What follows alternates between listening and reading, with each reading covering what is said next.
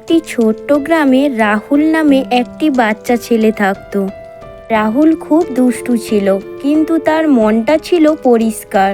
একদিন বিকেলে রাহুল পুরনো বটগাছের দিকেই যাচ্ছিল।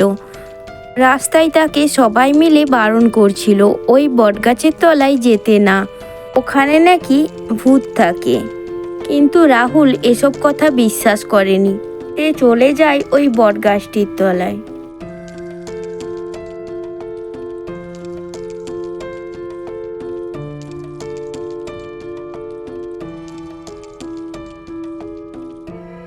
রাহুল বলল, আমি তো কাউকে দেখছি না, এখানে যদি ভূত থেকে থাকো এক্ষুনি বের হয়ে এসো।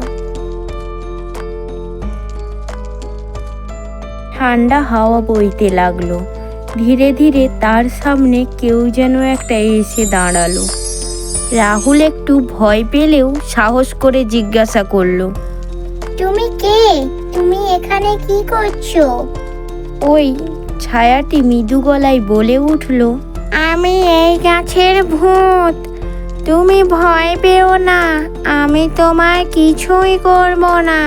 আমি এখানেই থাকি, খুব একা, আমার সঙ্গী কেউ নেই, আমি তোমার কোনো ক্ষতি করব না। রাহুল সেই সময় হেসে উঠল। সে জিজ্ঞাসা করলো, তুমি আমাকে ভয় দেখালে না কেন?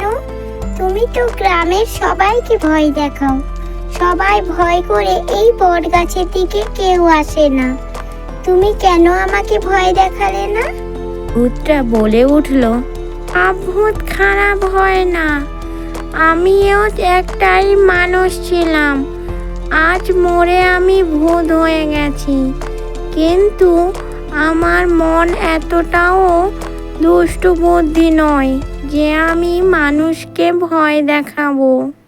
এই গাছটা আমার খুব প্রিয় ছিল, তাই মরে এখানেই আমি থাকতে শুরু করেছি।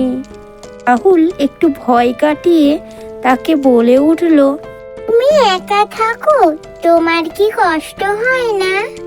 ভূতটা একটু দুঃখের সাথে বলে উঠল, হ্যাঁ আমি একা, আমার সাথে কেউ কথা বলে না, গ্রামের মানুষ আমার ভয়ে এখান থেকে পালিয়ে যায়, তাই আমি একা, আমার খুব কষ্ট হয় একা থাকতে জানো। রাহুল ঠিক করলো সে গ্রামের সবাইকে সত্যিটা বলবে। আমি বলে দেব তোমার কথা, তুমি খুব ভালো ভূত, এবার থেকে তোমাকে যেন কেউ ভয় না করে তোমার সাথে ভালোভাবে মেশে। এখন আমি আসি, গ্রামে গিয়ে সবাইকে খবরটা দিতে হবে।